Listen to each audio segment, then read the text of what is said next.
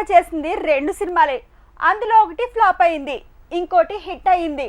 ఆ హిట్తో పవన్ నుంచి మహేష్ వరకు పెద్ద హీరోల సినిమాలకు తానే కేర్ ఆఫ్ అడ్రస్ అయ్యింది. ఇప్పుడు చిన్న హీరోల ఆఫర్స్ కూడా పట్టేసింది. మొత్తంగా 12 సినిమాలతో బిజీగా మారి టాలీవుడ్ నెంబర్ 1 హీరోయిన్ గా వెలగబోతోందా? నిజమేనా? కన్నడ ముద్దుగుమ్మ శ్రీలీల తెలుగులో వెలిగిపోతోంది. వరుసగా 10కి పైగా సినిమాలు చేస్తూ బిజీ అయింది. ఈ ఇయర్, నెక్స్ట్ ఇయర్ అంటూ 2025 వరకు తన క్యాలెండర్ ని పూర్తి సినిమా ఆఫర్లతో నింపేసింది. పెళ్లి సందడి మూవీతో శ్రీలీల తెలుగు తెరకు పరిచయం అయింది. కానీ ఆ సినిమా హిట్ మెట్టు ఎక్కలేకపోయినా శ్రీలీలని బానే ఎలివేట్ చేసింది. దీంతో ఓవర్ నైట్ లో స్టార్ అయిపోయింది. దాని ఎఫెక్టే ధమాకా ఆఫర్. అలా ధమాకా హిట్ అవడంతో ఇప్పుడు ఆ మూవీ ఎఫెక్ట్ మిగతా ఆఫర్స్ కి కారణమవుతోంది. శ్రీలీల తెలుగులో చేసింది 2 సినిమాలే, కానీ ఆ 2 సినిమాలతో 10 సినిమాల ఆఫర్స్ పట్టేసింది.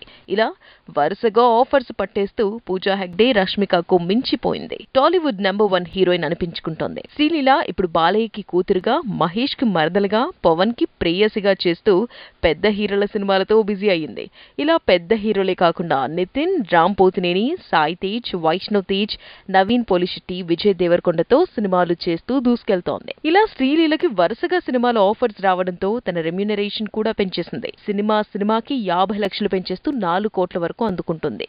అలా చిన్న హీరో, పెద్ద హీరో అని తేడా లేకుండా వరుస సినిమాలు చేస్తూ తన క్యాలెండర్ లో మరో 3 ఏళ్లు బిజీగా ఉండబోతోంది. Lucky lady అనిపించుకుంటోంది.